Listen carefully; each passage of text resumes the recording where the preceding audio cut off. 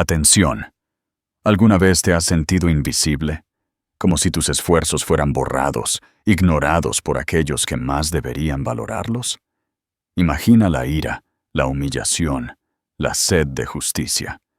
Prepárate, porque estás a punto de sumergirte en la historia de cómo una mujer subestimada hizo temblar los cimientos de un imperio, y no precisamente de la manera que esperas.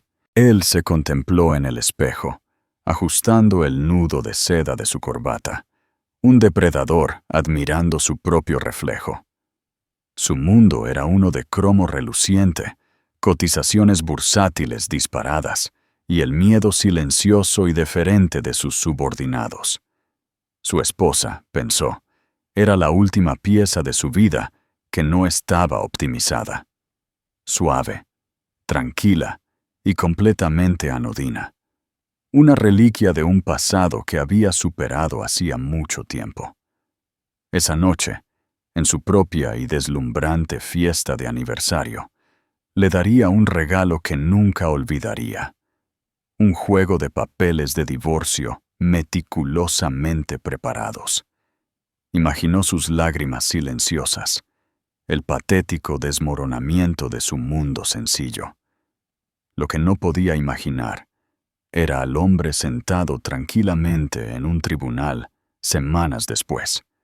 Un hombre cuyo título destrozaría su imperio y lo expondría como el necio que realmente era. El ático en la Gran Vía era una constelación de estrellas artificiales. La luz de la bulliciosa ciudad de Madrid brillaba contra copas de cristal, collares de diamantes y las sonrisas pulidas e insinceras de la élite de la capital. Beckett Durán, CEO del gigante tecnológico financiero, Ápice Financiero, se movía entre la multitud como un rey en su corte. Era alto, impecablemente vestido con un traje Tom Ford, hecho a medida, y lucía una sonrisa que nunca llegaba a sus ojos grises, fríos y calculadores. Era su 10º aniversario de bodas, un hecho que anunciaba con encanto teatral a cualquiera que quisiera escucharlo. Su esposa, Mireya, era la anfitriona perfecta, como siempre. Se deslizaba por las habitaciones, una visión, con un sencillo pero elegante vestido azul profundo, asegurándose de que las copas estuvieran llenas y las conversaciones fluyeran. Era hermosa de una manera tranquila y modesta, con ojos cálidos color avellana y una amabilidad que parecía casi fuera de lugar en aquella sala llena de tiburones. Para Beckett, ella era otro de sus activos, hermosa, bien educada y que requería un mantenimiento mínimo. Pero últimamente, su valor se había depreciado. Tenchram la encontró cerca de los ventanales, mirando las luces de la ciudad. «¿Disfrutando de la fiesta, cariño?», preguntó, su voz suave, pero carente de verdadera calidez. «Es una noche encantadora, Beckett», respondió ella, con voz dulce. «Parece que todos lo están pasando de maravilla». «Por supuesto que sí. Yo la organicé». Él tomó un sorbo de su whisky. «Necesitamos hablar. En mi estudio». Un atisbo de inquietud cruzó el rostro de ella, pero asintió. Y lo siguió. Su estudio era un monumento a su ego. Las paredes estaban forradas con caoba oscura, premios que había comprado más que ganado, y un escritorio enorme que parecía un trono. Cerró la pesada puerta, silenciando los sonidos amortiguados de la fiesta. 10 años, Mireya, comenzó él, sin mirarla a ella, sino a un indicador de bolsa en uno de sus 6 monitores. Una carrera respetable, pero todas las carreras llegan a su fin. El corazón de Mireya comenzó a latir un poco más rápido. ¿De qué estás hablando, Beckett? Él finalmente se volvió hacia ella, su expresión de aburrida finalidad. Sacó un grueso portafolio de cuero de un cajón del escritorio, dejándolo caer sobre la mesa con un suave golpe. «Estoy hablando de esto», dijo. Nuestro matrimonio ha dejado de ser una empresa rentable para mí. Estás estancada. No tienes ambición. Mientras yo construyo un imperio, tú te contentas con restaurar libros viejos en tu pequeño taller polvoriento. Es una vergüenza. Mirela miró el portafolio, su mente luchando por procesar sus palabras. ¿Una vergüenza? Yo pensé que apoyabas mi trabajo. Él soltó una risa corta y cruel. Apoyarlo, lo toleraba, porque te mantenía ocupada. Pero necesito una compañera, Mirela, una jugadora poderosa, alguien que añada a la marca Durán, no que simplemente exista dentro de ella. He encontrado a alguien más adecuada. Las palabras la golpearon como golpes físicos. ¿Alguien más? No te sorprendas tanto. Es solo cuestión de negocios. Él deslizó el portafolio sobre la madera pulida hacia ella. Estos son los papeles del divorcio.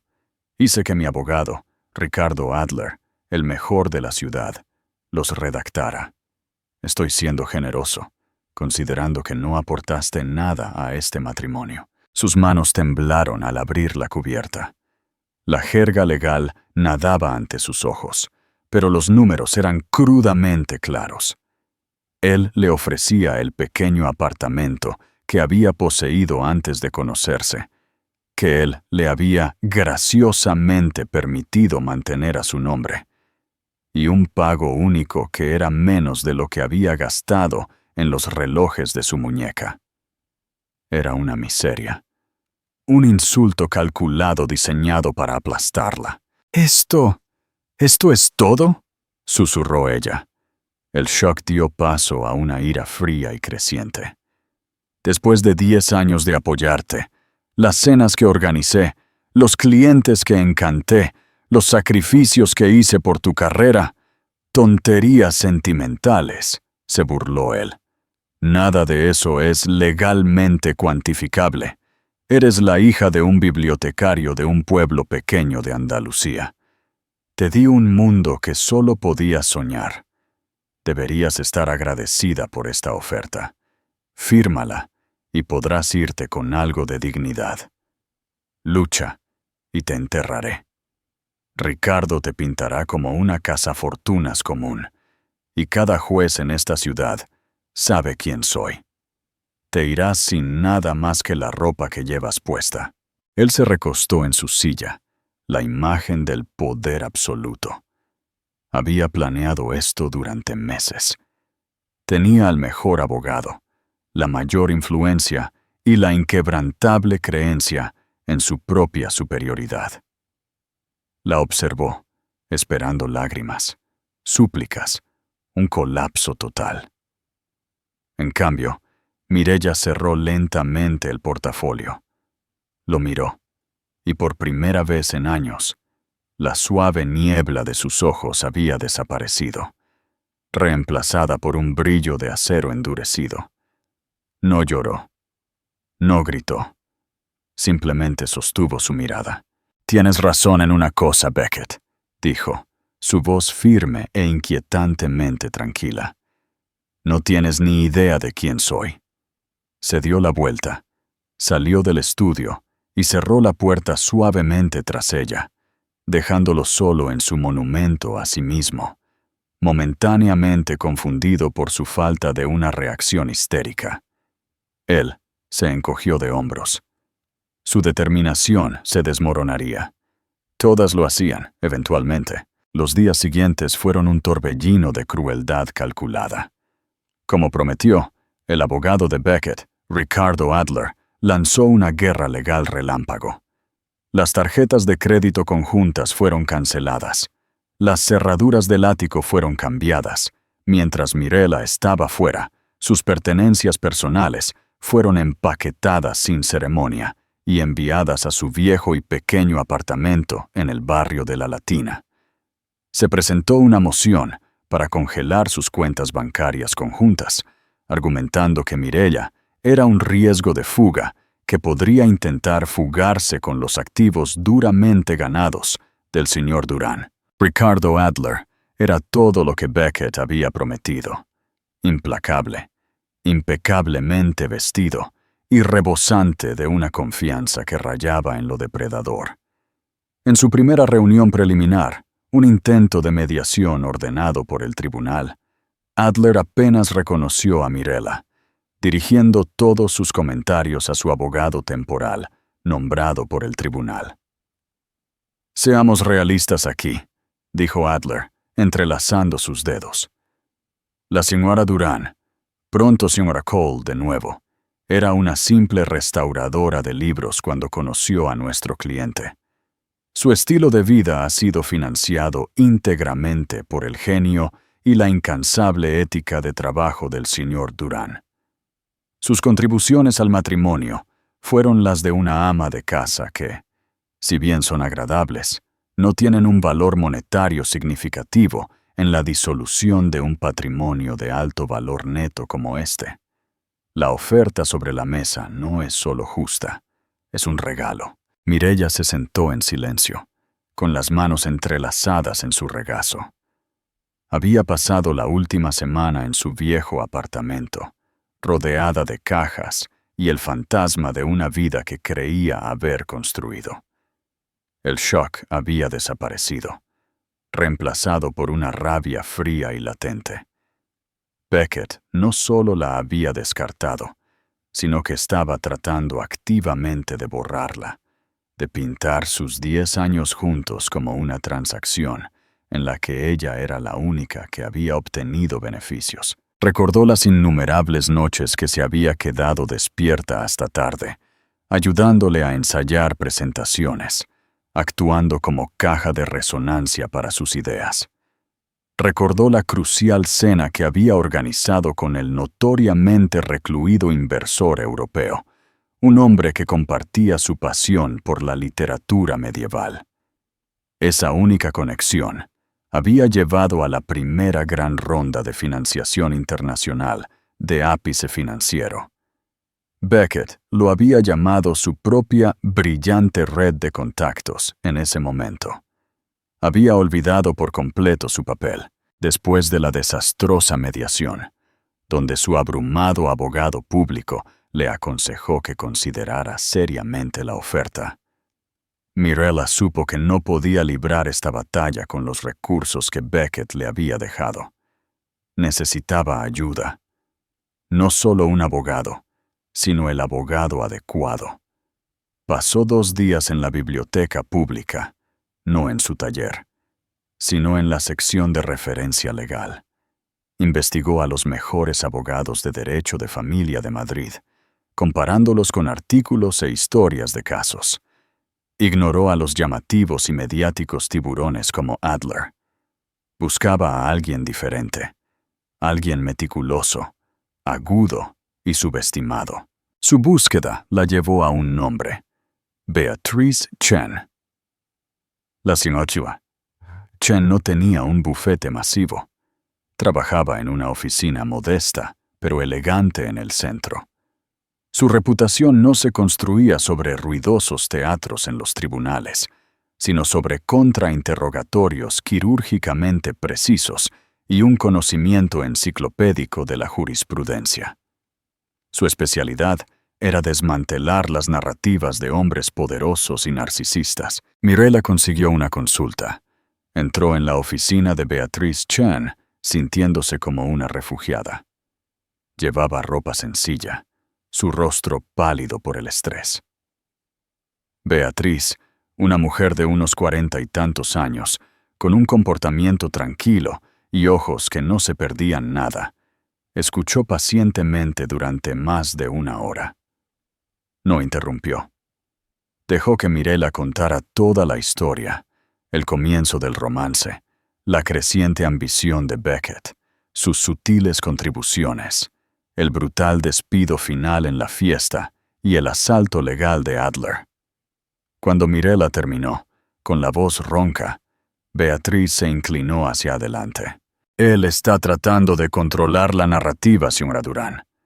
Todo su caso se basa en la premisa de que usted es débil, insignificante, y que sus contribuciones fueron puramente emocionales, por lo tanto, inútiles. Nuestro trabajo es probar que esa narrativa es una mentira. ¿Pero cómo?, preguntó Mirella, con la voz llena de desesperación. Él tiene todos los registros, todo el poder. Ricardo Adler llamó a mis contribuciones bonitas. Los labios de Beatriz se curvaron en una leve sonrisa conocedora. La palabra bonito a menudo es utilizada por los acosadores para descartar cosas que no pueden cuantificar y por lo tanto no pueden controlar. Hábleme de su familia, Mirella. Su apellido de soltera es Cole. ¿Viene de su padre? Mirella vaciló. Esta era la parte de su vida que había mantenido bajo llave, la parte de la que había querido escapar cuando vino a España. Quería ser amada por sí misma, no por el nombre de su padre. Sí, dijo en voz baja. Mi padre es un funcionario público en mi país de origen. Ya veo, dijo Beatriz, su mirada firme. ¿Y se le ha informado de la situación? No he hablado con él en semanas.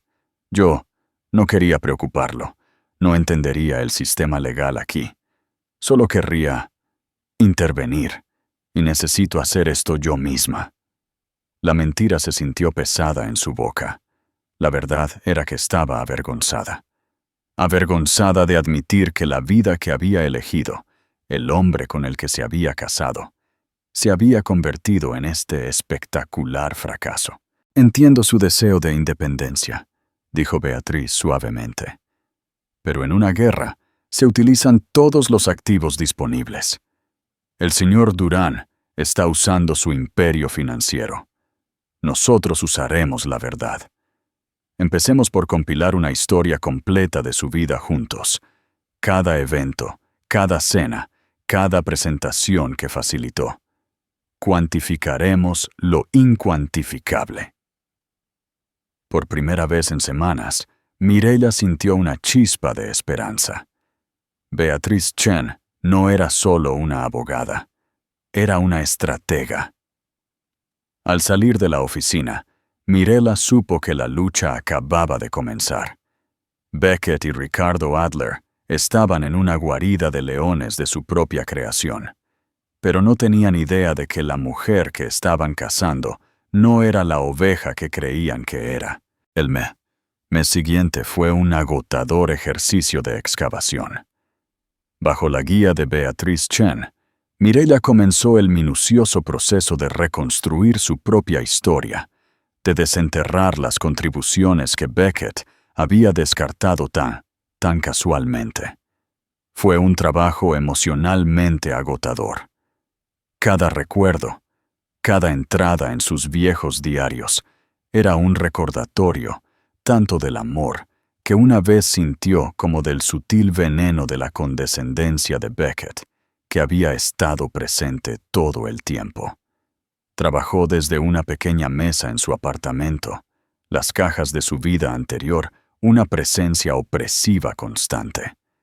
Pero con cada pieza de evidencia que descubrió, un poco de su fuerza regresó. Encontró la lista de invitados y el menú que había planeado, meticulosamente para la cena con el magnate manufacturero alemán Klaus Richter. Beckett había estado tratando de conseguir una reunión con él durante un año. Mirella descubrió que Richter era un apasionado coleccionista de ilustraciones botánicas del siglo XVIII. Pasó semanas buscando una rara primera edición, que ella tenía expuesta. La conversación esa noche no fue sobre finanzas, fue sobre arte e historia. El acuerdo se firmó 3 días después. Beckett se llevó todo el crédito. Desenterró correos electrónicos de la esposa de un CEO tecnológico japonés, una mujer que se había sentido aislada y sola en Madrid. Mirella se había hecho amiga de ella, mostrándole los jardines ocultos y los museos tranquilos de la ciudad. Esa amistad había llevado directamente a una fusión de 1.000 millones de euros para ápice financiero. En su discurso de celebración, Beckett ni siquiera la había mencionado por su nombre. Beatriz fue brillante. Hizo que Mireya creara una línea de tiempo detallada, un libro de contabilidad en la sombra del matrimonio. Por un lado, el crecimiento documentado de ápice financiero, divisiones de acciones, adquisiciones, rondas de financiación. Por el otro, meticulosamente alineadas por fecha, las contribuciones de Mireya, los eventos que orquestó, las relaciones clave que cultivó, las crisis personales de los socios de Beckett que ella ayudó a superar con discreta diplomacia. «Esta es nuestra narrativa», dijo Beatriz durante una de sus sesiones de estrategia nocturnas, su dedo trazando una línea que conectaba una subasta benéfica que Mirella había presidido con una afluencia masiva de capital para la nueva empresa de Beckett una semana después. Adler presentará una hoja de cálculo. Nosotros presentaremos una vida. Los jurados y los jueces, a pesar de todo lo que hablan de objetividad, son humanos, responden a las historias. Mientras Mirella construía su caso, la vida de Beckett continuaba su brillante trayectoria. Se le veía en galas con una nueva mujer del brazo, una influencer de redes sociales elegante y ambiciosa llamada Tiffany, que parecía una versión más joven y dura de Mirella. Las páginas de Sociedad se lo tragaron, pintando a Beckett como un visionario dinámico, dejando atrás su pasado insulso por un futuro más brillante. Cada foto se sentía como una nueva puñalada en el corazón de Mirella. Una noche, mirando una foto de Beckett y Tiffany, riendo en un yate en Marbella, el peso de todo se hizo demasiado. Los honorarios legales se acumulaban, incluso con el plan de pago flexible de Beatriz. La soledad del apartamento era asfixiante. Se sentía pequeña e impotente, un pequeño barco en el camino de un huracán. Con dedos temblorosos, cogió su teléfono. Desplazó sus contactos hasta que encontró un número que no había marcado en más de un año. Era un número internacional, uno que siempre iba primero a una asistente de sonido tranquilo y formal. Pulsó el botón de llamada antes de que pudiera perder el valor. Una voz nítida y masculina, con un ligero acento europeo, contestó. «Oficina del embajador». La garganta de Mirella se secó. «Hola, soy su hija», consiguió decir. «Necesito hablar con mi padre. Es urgente». Hubo una breve pausa. «Un momento, señora Cole». La línea se quedó en silencio. El corazón de Mirella le latía con fuerza. Tenía 34 años, pero en ese momento se sintió como una niña que había suspendido un examen. La línea hizo clic de nuevo, y una voz familiar, profunda y tranquila, llenó su oído. Una voz que había calmado sus miedos desde que era una niña. «Mirella, querida, ¿todo está bien?» Las lágrimas que se había negado a derramar delante de Beckett o de su abogado ahora corrían por su rostro. «No, papá», susurró. Las formalidades que usaba con él, incluso en su propio idioma, se sentían reconfortantes y extrañas a la vez. «Nada está bien», le contó todo. No omitió ningún detalle humillante, desde el discurso de Beckett en el estudio hasta la condescendencia de su abogado. Confesó su vergüenza, su miedo y su sentimiento de total aislamiento. Él escuchó sin interrupción, su silencio una vasta y reconfortante presencia al otro lado del Atlántico. Cuando ella terminó, su voz ahogada por la emoción agotada, él finalmente habló. «No tienes nada de qué avergonzarte, Mirella», dijo, su tono inquebrantable. «Elegiste construir una vida según tus propios términos, para ser valorada por quien eres. La vergüenza le pertenece al hombre que estaba demasiado ciego para ver tu valor. Esto no es un fracaso, es una educación». «¿Qué hago, papá?». Sigues luchando, dijo él con firmeza. Confías en el abogado que has elegido, te mantienes en la verdad que has construido, y recuerdas quién eres. No eres la hija de un bibliotecario de un pueblo pequeño de Andalucía, como ese hombre tan toscamente lo dijo. Eres mi hija, y nosotros no nos rompemos. No se ofreció a llamar al presidente, a mover hilos diplomáticos o a hacer desaparecer a Beckett. Ofreció algo mucho más valioso, su creencia incondicional en su fuerza. Cuando colgó el teléfono, el apartamento ya no se sentía como una prisión. Las cajas ya no parecían un monumento a su fracaso. Eran solo cajas. La tormenta se acercaba, pero por primera vez, Mireya se sintió preparada para afrontar la lluvia. Tenía su verdad. Tenía a Beatriz Chen y tenía la fuerza silenciosa e inquebrantable de las palabras de su padre resonando en su corazón. El tribunal era un estudio en beige y gravedad. El aire era denso con el olor a papel viejo y tensión nerviosa. Beckett Durán llegó con su séquito, entrando como si estuviera entrando en una sala de juntas que ya poseía. Vestía un traje de brioni gris carbón, que probablemente costaba más que todo el fondo legal de Mirella. Ricardo Adler estaba a su lado, con una carpeta de documentos bajo el brazo, su rostro una máscara de confianza suprema.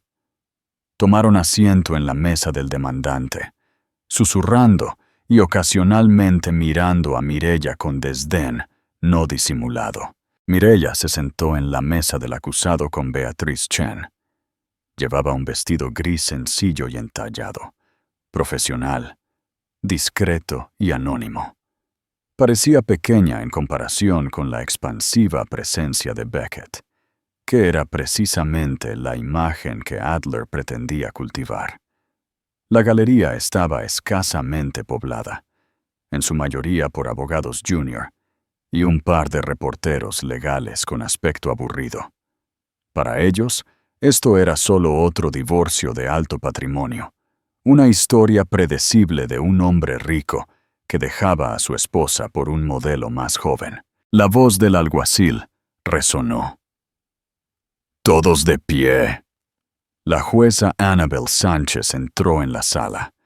Era una mujer de unos 60 años, con ojos agudos e inteligentes y un comportamiento sensato, que le había valido el apodo de «El Martillo de Dios» entre los veteranos del tribunal.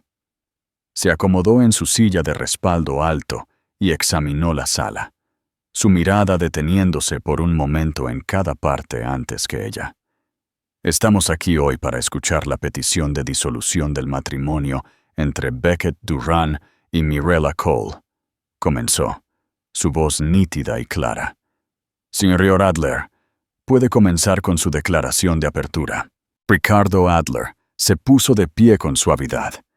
Caminó hasta el centro de la sala, haciendo contacto visual con la jueza, como si fueran las únicas dos personas presentes.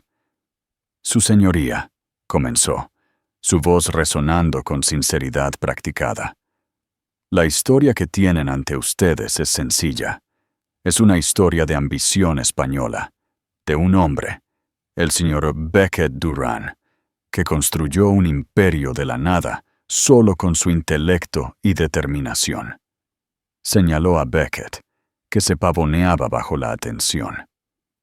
Cuando conoció a la señora Cole hace 10 años, él estaba en la cúspide de la grandeza, y ella era una mujer de medios modestos y perspectivas aún más modestas. El señor Durán, en su generosidad, la elevó. Le dio una vida de lujo y privilegios que ella nunca podría haber imaginado. Una vida de áticos en Madrid, vacaciones en Mallorca y asientos en primera fila al mundo. ¿Y qué proporcionó ella a cambio? Los deberes estándar de una esposa. Mantuvo un bonito hogar. Planeó fiestas agradables. Por esto, por simplemente disfrutar de los frutos de su trabajo, ahora busca reclamar la mitad de un imperio que ella no ayudó a construir. Hizo una pausa para un efecto dramático. Su señoría, esto no es una asociación. Esto fue un patrocinio, y ese patrocinio ha terminado. Demostraremos, a través de registros financieros exhaustivos y testimonios, que las contribuciones de la señora Cole fueron emocionales, no financieras, y por lo tanto no tienen ningún derecho sobre los activos de ápice financiero o la riqueza personal del señor Durán. La oferta que hemos hecho es más que generosa. Es un paracaídas dorado para un pasajero. Gracias. Se sentó, una sonrisa de suficiencia en sus labios. La narrativa estaba establecida. Beckett el creador, Mirela la sanguijuela, Lachey. Jueza Sánchez hizo algunas notas, su expresión indescifrable. Señora Chen. Su declaración de apertura. Beatriz Chen se levantó, no con la teatralidad de Adler, sino con una gracia tranquila y sólida. Permaneció detrás de la mesa del abogado. Su señoría, comenzó, su voz tranquila y medida. El señor Adler tiene razón en que esta es una historia sencilla, pero se equivoca en la historia. Esta no es una historia sobre un patrón y un pasajero. Esta es una historia sobre una asociación, una en la que los activos más valiosos no se cotizan en bolsa. Recogió una única carpeta de archivos, el libro de contabilidad en la sombra, que ella y Mirela habían compilado. El señor Adler habla de un imperio construido por un solo hombre. Nosotros demostraremos que este imperio fue construido por 2 personas. Mientras el señor Durán codificaba algoritmos y analizaba mercados, mi cliente, la señora Cole, construía el andamiaje esencial de conexión humana sobre el que se levantó ese imperio. Fue la arquitecta de su capital social, la diplomática que suavizó los egos de los inversores, la estratega que convirtió los eventos sociales en oportunidades multimillonarias. Le mostraremos, su señoría, que una sociedad comercial no se trata solo de balances y márgenes de beneficio. Un matrimonio no se trata solo de quién gana el cheque de pago. Se trata del trabajo silencioso e incansable que crea el entorno para el éxito. El trabajo que el señor Durán dio por sentado y ahora busca borrar. No estamos aquí pidiendo un paracaídas dorado. Estamos aquí para reclamar la parte ganada y legítima de mi cliente en una empresa conjunta, una empresa en la que sus contribuciones, lejos de ser inútiles, fueron de hecho invaluables. Beatriz se sentó. El aire en el tribunal había cambiado. Los reporteros se sentaron un poco más erguidos. La jueza Sánchez miró de Beatriz a Mirela, con un destello de genuino interés en sus ojos. Beckett se inclinó hacia Adler y susurró: «Patético. No tiene nada. Terminemos con esto». Adler asintió, su confianza inquebrantable. Eran solo palabras. Él tenía los documentos, los números, la evidencia contundente. Llamaría a Beckett al estrado, establecería su genio financiero y luego destrozaría metódicamente la credibilidad de Mirela. El escenario estaba listo, y en su mente el acto final ya estaba escrito. El primer día de testimonio perteneció a Beckett. Guiado por el hábil interrogatorio de Ricardo Adler, pintó un cuadro magistral de sí mismo como un genio lobo solitario. Habló de jornadas laborales de 17 horas, de arriesgar su propio capital, de la visión que solo él poseía. Minimizó el papel de Mireya en todo momento, refiriéndose a ella como dulce pero fuera de su alcance en lo que respecta a los negocios. La cena con Klaus Richter, Adler le preguntó. ¿No fue ese un momento crucial para su expansión internacional? Absolutamente, dijo Beckett, inclinándose hacia el micrófono. Klaus es un hueso duro de roer. Pasé meses investigando su cartera, aprendiendo sus estrategias. Sabía exactamente cómo presentarle mi propuesta. ¿Y la señora Durán? Preguntó Adler. El papel de la señora Cole en esta cena, Mirella. Ella eligió el catering, creo, dijo Beckett, con un gesto desdeñoso de la mano. Siempre fue buena con ese tipo de detalles domésticos. No mencionó el libro raro, la conversación sobre el arte del siglo XVIII, o el hecho de que Mirella había pasado horas enseñándole sobre las costumbres y la etiqueta alemanas. Beatrice Chen se mantuvo perfectamente inmóvil, tomando notas en un bloc legal. No objetó ni una sola vez. Dejó que Beckett construyera su propio pedestal, ladrillo a ladrillo arrogante. Al día siguiente, fue su turno en el interrogatorio de Durán. Beatriz comenzó mientras se acercaba al estrado de los testigos, su voz educada y desarmadoramente suave. Ha testificado que usted solo es el arquitecto del éxito de su empresa. Hablemos de la Fundación Ápice, el brazo benéfico de su empresa. Ha hecho maravillas por su imagen pública, ¿no es así? Es una parte muy importante de nuestra marca, sí. Beckett asintió, con aire de suficiencia. Y su gala benéfica anual es la piedra angular de esa fundación. El año pasado, recaudó más de 20 millones de euros. El invitado de honor fue el ministro de Tecnología francés, Jean-Luc Martin, cuya presencia garantizó un nivel sin precedentes de prensa y donaciones. ¿Es correcto?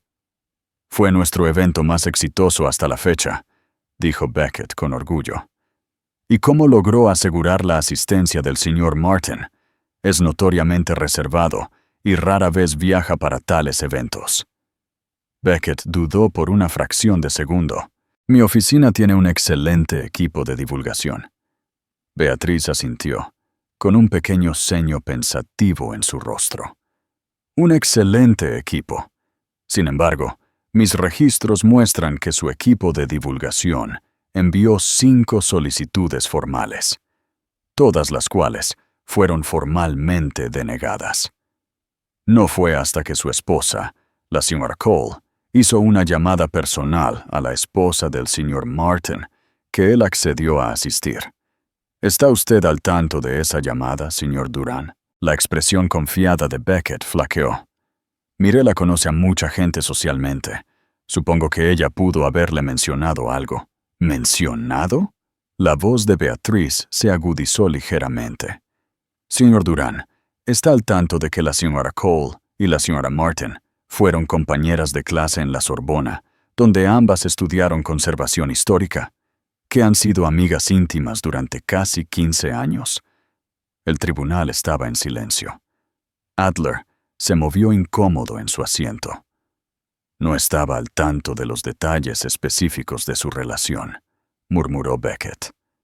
Entonces, cuando testificó que las contribuciones de su esposa eran detalles domésticos, asegurar al invitado de honor que lo ayudó a recaudar 20 millones de euros, ¿entra en esa categoría?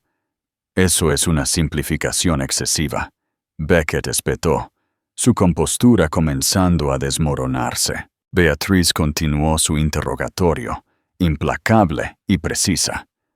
Sacó a colación la fusión japonesa, confrontando a Beckett con correos electrónicos impresos obtenidos durante el descubrimiento entre Mirella y la esposa del CEO, discutiendo todo, desde escuelas para sus hijos hasta presentaciones a la Junta del Jardín Botánico de Madrid. Los correos electrónicos estaban fechados una semana antes de que las conversaciones de fusión, previamente estancadas, se reanudaran repentinamente. ¿Solo una coincidencia, supongo?, preguntó Beatriz con calma. Mi perspicacia comercial fue lo que cerró ese trato. No el club de jardinería de mi esposa. replicó Beckett, su voz elevándose. La jueza Sánchez miró desde su estrado. Señor Durán, por favor, controle su tono. Beatriz continuó, su voz nunca elevándose por encima de un nivel conversacional. Presentó la línea de tiempo, el libro de contabilidad en la sombra, mostrando la innegable correlación entre las llamadas actividades sociales de Mireya y los mayores triunfos fiscales de Ápice Financiero. Con cada pregunta, se arrancaba otro ladrillo del pedestal que Beckett había construido para sí mismo. La imagen del genio solitario se estaba desmantelando y reemplazando por la de un hombre arrogante y despistado que había confundido la hábil diplomacia de su esposa con un feliz accidente. La última pregunta del día fue la más incriminatoria. Señor Durán, usted declaró que su esposa no aportó nada a este matrimonio. ¿Conoce los antecedentes familiares de ella? Beckett se burló. Por supuesto. Su padre es una especie de burócrata de bajo nivel en su país de origen. Un bibliotecario, creo. Eso es lo que ella me dijo. Un bibliotecario, repitió Beatriz lentamente, dejando que la palabra flotara en el aire. ¿Y nunca pensó en indagar más? En 10 años de matrimonio, nunca conoció a su padre. Él nunca la visitó. Ella siempre decía que estaba muy ocupado con sus libros. El desprecio en su voz era palpable. Entonces, para que quede claro, su testimonio es que usted cree que el padre de su esposa es un hombre sin importancia ni influencia alguna. Ese no es solo mi testimonio, dijo Beckett, inclinándose hacia adelante con una mueca. Ese es un hecho. No más preguntas, su señoría, dijo Beatriz, volviéndose para regresar a su mesa. Ricardo Adler solicitó inmediatamente una redirección, tratando de reparar el daño. Hizo que Beckett reafirmara sus propios éxitos comerciales, intentando pintar el interrogatorio de Beatriz como un intento desesperado de vincular eventos sociales no relacionados con transacciones financieras complejas. Pero el daño ya estaba hecho. La arrogancia de Beckett, que había parecido confianza el primer día, ahora parecía ignorancia voluntaria. Las grietas en su fachada perfecta comenzaban a aparecer, y por primera vez, una pizca de duda entró en sus fríos ojos grises. El tercer día del juicio se suponía que sería el testimonio de Mirella. Beckett estaba prácticamente vibrando de anticipación. Él y Adler se habían preparado durante horas, listos para diseccionar su vida, para pintarla como una trepadora social manipuladora que había exagerado su propia importancia. Imaginó que se marchitaría bajo el agresivo contrainterrogatorio de Adler, disolviéndose en lágrimas en el estrado. Sería el clavo final en el ataúd de su ridículo caso. Pero cuando la jueza Sánchez entró y se abrió la sesión, Beatriz Chen se puso de pie.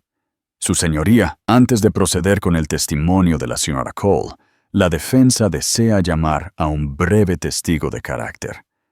Adler se puso de pie de un salto. Objeción. Este es un testigo sorpresa. La defensa nunca incluyó a ningún testigo de carácter. No es una sorpresa para el demandante, su señoría, aunque él pueda afirmarlo, dijo Beatriz con calma. Estoy llamando al padre de la señora Cole al estrado. Beckett soltó un audible bufido de risa, que rápidamente intentó sofocar cuando la jueza Sánchez le lanzó una mirada de advertencia. El bibliotecario, este era su gran movimiento, traer a un anciano de un país extranjero para hablar de lo buena hija que era Mirella. Era patético. Lo permitiré, dijo la jueza Sánchez, su curiosidad agudizada. Pero sea breve, señora Chen. Gracias, su señoría. La defensa llama a Henrik Cole. El alguacil abrió la puerta trasera de la sala. Entró un hombre de unos 60 y tantos años. No era lo que Beckett había esperado. No era un académico encorvado y polvoriento. Este hombre era alto e impecablemente vestido con un traje gris oscuro, simple pero perfectamente adaptado. Tenía una cabeza llena de cabello plateado, una barba cuidadosamente arreglada y una postura que irradiaba una autoridad tranquila e inquebrantable. Caminaba con un paso tranquilo y deliberado, sus inteligentes ojos azules escaneando la sala, con una mirada educada pero analítica. Tomó su lugar en el estrado de los testigos. El alguacil se acercó con la Biblia. El hombre simplemente colocó su mano sobre ella y asintió solemnemente. Beatriz se acercó. ¿Podría, por favor, indicar su nombre y ocupación para el registro? Mi nombre es Henrik Christopherson Cole, dijo el hombre, su voz un barítono tranquilo y resonante, con un cultivado acento europeo. Actualmente soy el embajador de la nación de Albania en España. Una oleada de murmullos recorrió la sala. La mandíbula de Adler se abrió. El rostro de Beckett, que había estado fijado en una mueca burlona, se congeló. Su sangre se heló. Albania era una nación europea pequeña, pero estratégicamente vital e increíblemente rica, conocida por sus sectores bancario y tecnológico. Pero el verdadero shock vino del estrado. La jueza Annabel Sánchez, el martillo de Dios, famosa por su comportamiento estoico e imperturbable, se inclinó hacia adelante. Una mirada de asombro y reconocimiento apareció en su rostro. Se quitó las gafas de lectura. Su expresión pasó de la severidad judicial a una de profundo respeto. Miró directamente al hombre en el estrado de los testigos, ignorando por completo a los abogados. «Embajador Cole», dijo, su voz llena de una deferencia que nadie en la sala le había oído antes. «Es un honor tenerlo en mi tribunal. Mis disculpas.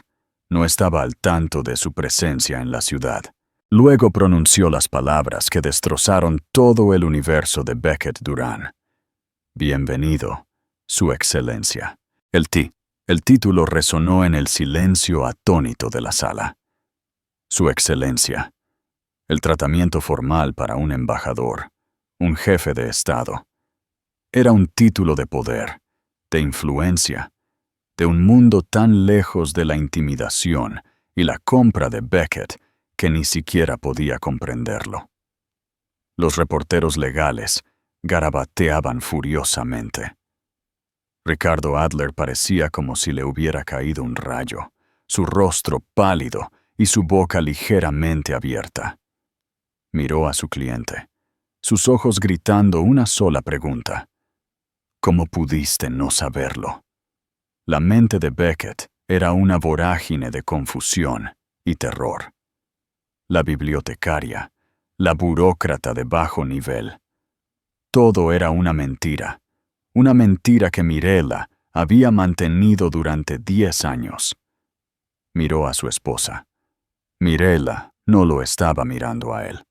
Estaba mirando a su padre con una sonrisa triste y de disculpa. Beatriz Chen dejó que el momento flotara en el aire, el peso total de la revelación cayendo sobre la sala como un sudario. «Su Excelencia», comenzó de nuevo, su voz aún tranquila, pero ahora llevando la inmensa gravedad de la situación. «Usted es el padre de Mirella Cole.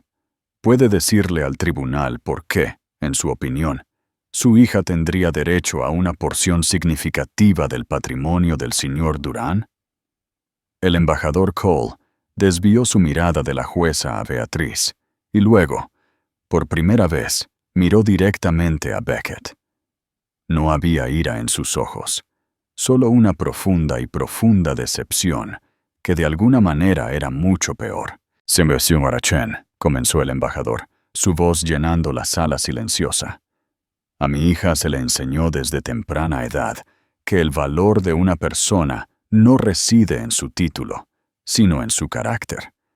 Ella vino a este país para construir una vida por sus propios méritos, no por el nombre de su padre. Conoció al señor Durán y creyó que era un hombre de sustancia. En cuanto a sus contribuciones, permítanme ser claro. Cuando Ápice Financiero luchaba por asegurar su licencia bancaria europea, fue mi oficina la que organizó el almuerzo informal con el comisario de finanzas de la UE. Cuando el señor Durán necesitaba una autorización de seguridad y logística de última hora para su equipo en la Cumbre Tecnológica de Ginebra, fue mi agregado personal quien hizo la llamada. Él ha construido su imperio no solo sobre la inteligencia y la gracia social de su esposa, sino sobre el apoyo invisible y no reconocido de la misma familia que él tiene en tan abierto desprecio. Hizo una pausa, su mirada inquebrantable de Beckett. El señor Durán no se casó con la hija de un bibliotecario. Se casó con mi hija, y aprenderá, como todos los hombres arrogantes eventualmente lo hacen, que algunos activos son imposibles de cuantificar y aún más imposibles de descartar. Los 2 días que siguieron a la conclusión del testimonio fueron una forma de tortura exquisita para Beckett Durán. El sueño no ofrecía escape, sus sueños llenos de un bucle de la voz tranquila y condenatoria del embajador y el título respetuoso y ajeno de la jueza. Su excelencia. Había vivido toda su vida adulta aislado por el poder de su riqueza, una fortaleza construida con números y transacciones. Ahora, por primera vez, sintió una vulnerabilidad escalofriante, la sensación de que había tropezado en un juego cuyas reglas no entendía y cuyos jugadores no podía comprar. La tercera mañana, cuando se dictaría la sentencia, la sala del tribunal ya no era la tranquila cámara beige que había sido.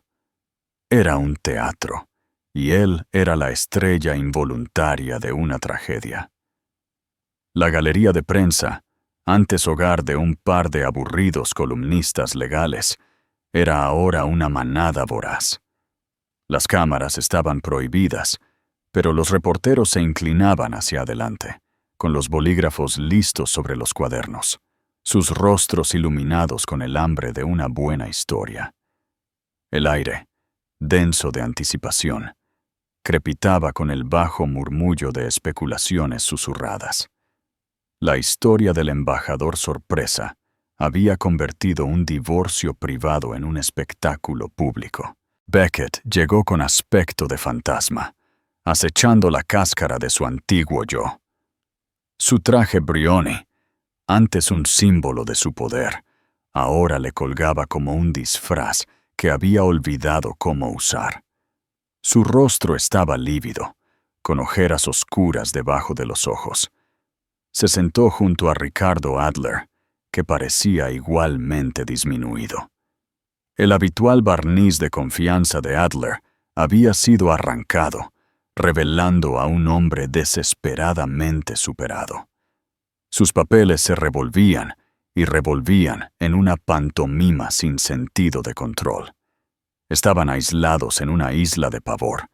Los susurros de la galería se sentían como olas lamiendo sus pies, amenazando con arrastrarlos. Al otro lado del pasillo, Mirela era la imagen de la tranquilidad. Se sentó junto a Beatrice Chen, no con aire de triunfo, sino con una quietud tranquila y centrada. Llevaba un sencillo vestido azul marino, un color de autoridad tranquila. Había soportado la tormenta y ahora esperaba pacientemente el amanecer. Su padre, el embajador Cole, no estaba presente. Como había explicado Beatriz, su presencia ya no era necesaria. Sus palabras ya habían hecho su trabajo. Esperaría el resultado con dignidad, lejos de las miradas indiscretas de la prensa. El chasquido agudo de la voz del alguacil llamando «¡Todos de pie!» cortó la tensión. La jueza Annabel Sánchez entró, sus togas negras arrastrándose tras ella.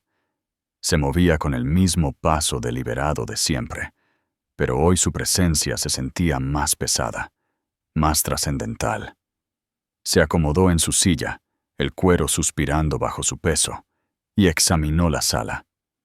Su mirada pasó por los rostros ansiosos de la galería, se detuvo en Beatriz y Mirela con una expresión indescifrable, y finalmente se posó en Beckett Durán. No fue una mirada, fue un escrutinio. Beckett sintió el peso de su mirada como una presión física. Su aliento se le atascó en la garganta. Se puso las gafas de lectura, el pequeño clic de las patillas resonando en el profundo silencio. Arregló una pila de documentos ante ella, sus movimientos precisos y sin prisas. Luego levantó la vista. Sus ojos se encontraron con los de Beckett por encima del borde de sus gafas. Sus primeras palabras no fueron para el registro, sino para él. «Señor Durán», comenzó ella, su voz desprovista de cualquier calidez, una hoja de acero frío y afilado. «En mis 20 años en el estrado, he presidido casos que involucran fortunas mucho mayores que la suya. He sido testigo de amargas traiciones y actos asombrosos de codicia, pero debo confesar que su particular combinación de ignorancia voluntaria y profundo irrespeto es, debo decir, única en su clase». Una inspiración colectiva de aire recorrió la galería. Esto ya no era un procedimiento legal, era una disección. «Usted entró en este tribunal con una narrativa», continuó la jueza, su voz inquebrantable. «Una historia cuidadosamente construida de su propio genio solitario. Pintó un cuadro de su esposa como un objeto decorativo, un accesorio encantador, pero en última instancia, inútil para su magnífica vida. Describió sus contribuciones como detalles domésticos, una frase convenientemente despectiva para el mismo cimiento sobre el que construyó su éxito. La acusó de ser una parásita de su grandeza». Hizo una pausa, dejando que la acusación flotara en el aire. «La verdad, ahora parece abundantemente claro, es que usted fue el ciego. Usted era un hombre que poseía una obra maestra invaluable y se quejaba de que no combinaba con las cortinas». La analogía aterrizó con una precisión devastadora. Era simple, elegante y absolutamente humillante. Beckett se estremeció visiblemente, un rubor oscuro subiendo por su cuello, sus manos apretándose en puños debajo de la mesa. «Usted ha construido una empresa sobre el principio de la disrupción», continuó la jueza Sánchez, su mirada implacable. «Usted se enorgullece de ver valor donde otros no lo ven, de cuantificar lo incuantificable. Sin embargo, vivió durante una década con una mujer de inmensa gracia, inteligencia y conexión, y no vio nada. Confundió la diplomacia con la planificación de fiestas y las relaciones internacionales con la charla social. Eso no es solo un fracaso moral, señor Durán. En su línea de trabajo, es un fracaso comercial catastrófico. Revela una falta de percepción tan profunda que pone en tela de juicio la misma visión que usted reclama como propia». Finalmente rompió el contacto visual con él, volviendo su atención a los documentos legales que tenía delante. La evisceración personal estaba completa. Ahora venía el desmantelamiento profesional y financiero. «En cuanto a la cuestión de la ley», anunció, su tono cambiando a uno de finalidad judicial. «Este tribunal ha revisado las exhaustivas declaraciones financieras proporcionadas por el demandante y la evidencia de contribución igualmente convincente, aunque menos convencional, proporcionada por la defensa. El argumento de que las contribuciones matrimoniales deben ser directamente financieras es anticuado, un eco de una era que este tribunal no tiene interés en revisar. Una sociedad es una entidad compleja. Un socio puede construir el motor, pero el otro a menudo construye la carretera, asegura el combustible y navega por el mapa. Reclamar que el motor es la única parte de valor es un absurdo. Miró a Beatriz. El libro de contabilidad en la sombra de la señora Chen, como ella lo llamó, presenta una correlación clara e innegable entre las acciones de la señora Cole y los mayores triunfos fiscales de ápice financiero. Demuestra un patrón constante de contribución que fue esencial, no incidental, para el éxito del demandante. Por lo tanto, declaró, su voz resonando con autoridad absoluta, el tribunal considera que esto no fue solo un matrimonio, sino una sociedad formidable, ya sea que el señor Durán decidiera reconocerlo o no. Como tal, el tribunal rechaza la propuesta de acuerdo del demandante en su totalidad. Un jadeo recorrió la sala. Adler se desplomó en su silla como si le hubieran cortado las cuerdas. La jueza Sánchez no había terminado. Cogió la hoja superior de papel. Con respecto a la división de bienes, es el fallo de este tribunal que toda la riqueza y la propiedad adquiridas durante los 10 años de matrimonio se dividirán por igual, reflejando una verdadera sociedad 50-50. El primer golpe de martillo cayó. Esto incluye el 50% de las acciones de control del señor Durán en ápice financiero. La cabeza de Beckett se levantó de golpe, su rostro una máscara de incredulidad.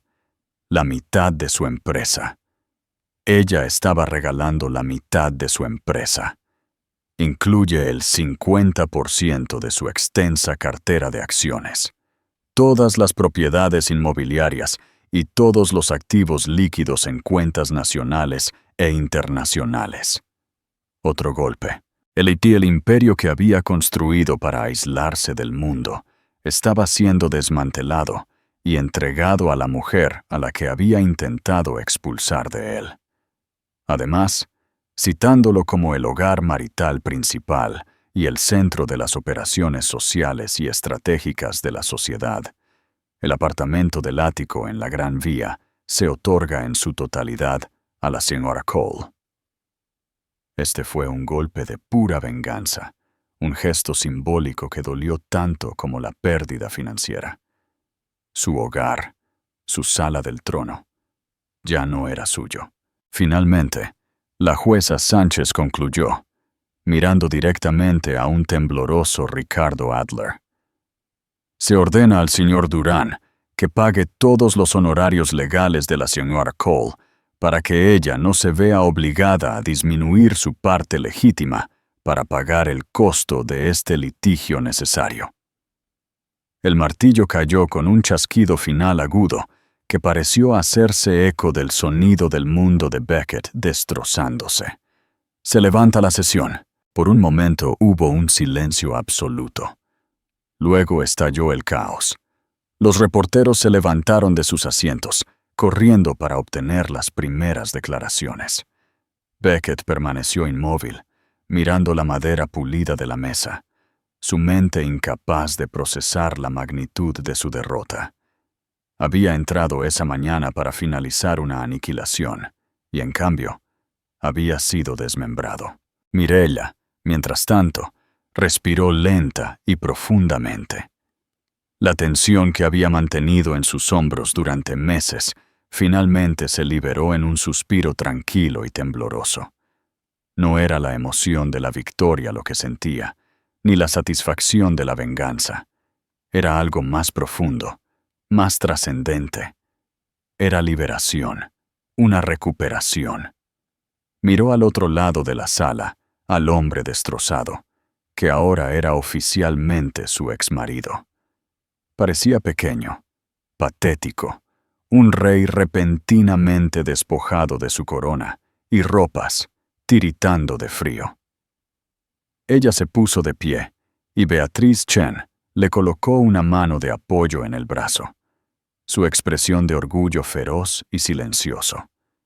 Mireya pasó junto a los reporteros que clamaban, su mirada fija en las puertas del tribunal. Su padre la esperaba afuera, y más allá de él, un futuro que era enteramente suyo. Había entrado en la guarida del león, no como una oveja, sino como una leona que había olvidado su propia fuerza. Ahora la recordaba, y finalmente era benditamente libre. Al final, el activo más valioso de Beckett Durán fue el que no pudo ver. Era un hombre que podía leer un indicador bursátil, pero no podía leer a una persona, que podía construir un algoritmo, pero no podía construir una asociación genuina. Pensó que su riqueza lo hacía invencible, pero fue derribado no por una corporación rival, sino por su propia arrogancia impresionante y la fuerza silenciosa y oculta de la mujer que tan tontamente subestimó. La historia de Mirella es un poderoso recordatorio de que el verdadero valor rara vez es ruidoso y llamativo. A veces es la diplomática tranquila, la restauradora paciente, la socia silenciosa, cuyas contribuciones crean los cimientos mismos del éxito. El karma definitivo no fue solo que ella ganó, sino que su intento de borrarla terminó revelando al mundo lo esencial que había sido todo el tiempo. ¿Qué te ha parecido la historia de Mirella? ¿Crees que el juez fue justo con Beckett? Déjanos tus comentarios abajo. Nos encanta saber lo que piensas. Si te ha emocionado este relato de justicia y superación, dale a me gusta y compártelo con tus amigos. Y lo más importante, suscríbete a nuestro canal y activa las notificaciones para no perderte nuestras próximas historias de drama, giros inesperados y retribución en la vida real. Gracias por escucharnos.